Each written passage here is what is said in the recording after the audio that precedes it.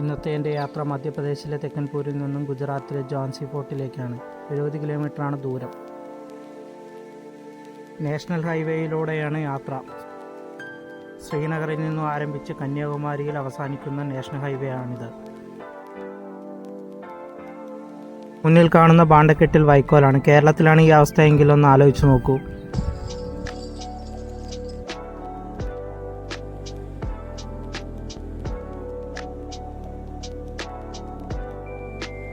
മുന്നിൽ കാണുന്നതാണ് ഝാൻസി ഫോർട്ടിൻ്റെ കവാടം. 10 രൂപയാണ് പാർക്കിംഗ് ഫീ ആയി വാങ്ങിയത്. ഞാനിപ്പോൾ വന്നിട്ടുള്ളത് ഝാൻസി ഫോർട്ടിലേക്കാണ്, അതായത് ഝാൻസി റാണിയുടെ കൊട്ടാരം. എൻട്രി ഫീ ആയി വാങ്ങിയത് 20 രൂപയാണ്. ക്യാമറ ഉപയോഗിക്കുന്നതിന് 25. ഇന്ത്യയിലെ ഒട്ടുമിക്ക എല്ലാ കോട്ടകൾക്കും എൻട്രി ഫീ 20 രൂപയാണ്. ഒന്നാമത്തെ കോട്ടമതിൽ കടന്നാണ് ഞാൻ ഇവിടെ എത്തിയത്.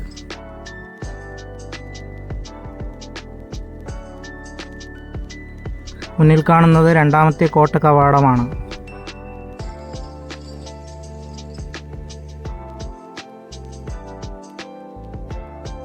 രണ്ടാമത്തെ കോട്ട കവാടത്തിൻ്റെ ഇരുഭാഗങ്ങളിലുമായി പീരങ്കികൾ കാണാം.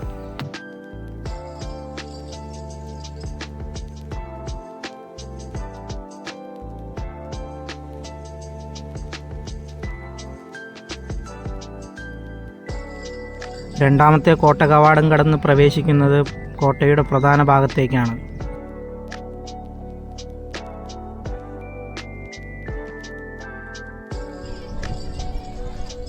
ഇത് ഫോർട്ടിൻ്റെ ഉള്ളിലെ പഞ്ച്മഹാലാണ്.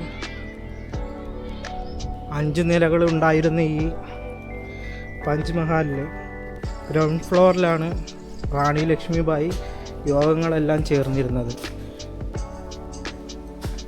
ഇതിൽ ആദ്യ നിലയിലാണ് റാണി ലക്ഷ്മിബായി താമസിച്ചിരുന്നത്. ഈ പഞ്ച്മഹാൽ പണി കഴിപ്പിച്ചത് രാജ ബിർസിംഗ് ദേവാണ്. 5 നിലകളായിട്ടായിരുന്നു ആദ്യം പണി കഴിപ്പിച്ചിരുന്നത്. ഇന്ത്യയുടെ ആദ്യ സ്വാതന്ത്ര്യ സമരമായ 1857 വിപ്ലവത്തിൽ ഝാൻസിയിൽ നിന്നും യുദ്ധം നയിച്ചത് റാണി ലക്ഷ്മിബായാണ്. കോട്ടയുടെ ഏറ്റവും താഴ്ന്ന ഭാഗത്തായാണ് ജയിൽ സ്ഥിതി ചെയ്യുന്നത്.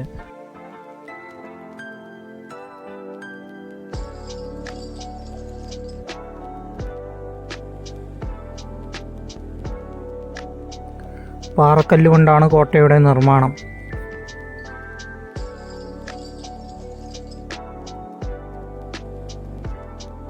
ഝാൻസി നാട്ടുരാജ്യത്തിൻ്റെ രാജാവായിരുന്ന രാജ ഗംഗാധർ റാവു മണികർണിക താംബയെ വിവാഹം കഴിച്ച ശേഷമാണ് റാണി ലക്ഷ്മിബായി എന്ന പേര് സ്വീകരിച്ചത്.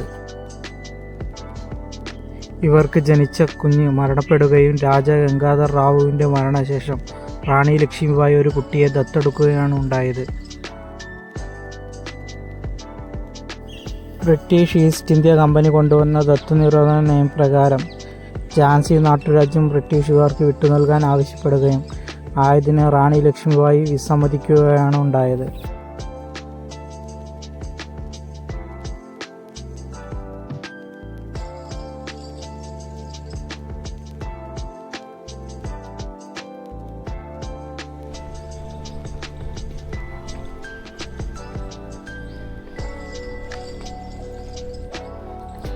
ഞാനിതിൽ കൂടെ എല്ലാം നടക്കുന്ന സമയത്ത് ഇതിൻ്റെ ചരിത്രം ഞാൻ ആലോചിക്കുകയാണ്. ലക്ഷ്മി റാണിബായി ഭരിച്ചിരുന്ന സ്ഥലങ്ങളും അവരുടെ ചരിത്രങ്ങളും ആലോചിച്ച് നടക്കുകയാണ്.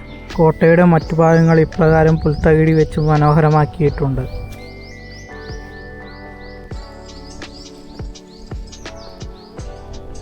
ഇത് 3 പേരുടെ ശവകുടീരമാണ് കേട്ടോ.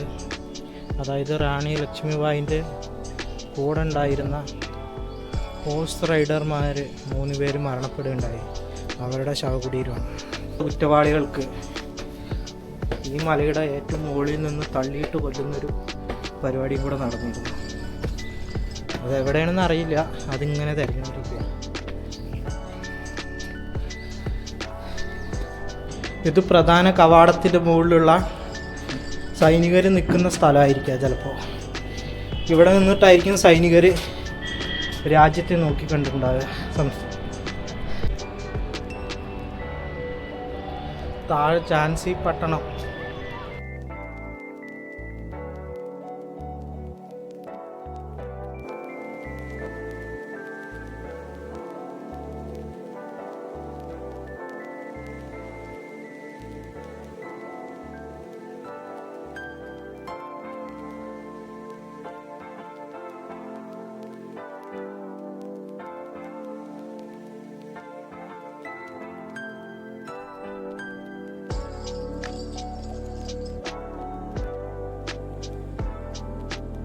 ഈ കാണുന്നത് ഇന്ത്യൻ ചരിത്രത്തിലെ ധീരപരമായ രക്ഷപ്പെടലിൻ്റെ അടയാളമാണ്.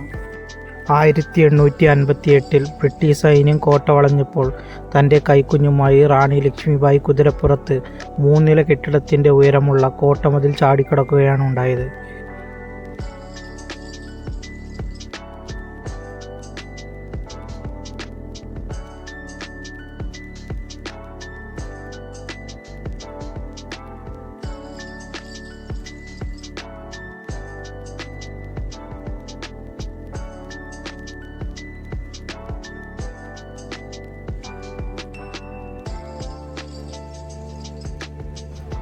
കോട്ടയുടെ ഏറ്റവും ഉയരം കൂടിയ ഭാഗം ഇവിടെയാണ്. ഇവിടെ നിന്ന് കുറ്റവാളികളെ കൊന്ന് ശിക്ഷ നടപ്പാക്കിയിരുന്നു എന്നൊരു കഥയും കൂടെ പറയുന്നത് കേൾക്കുന്നുണ്ട്.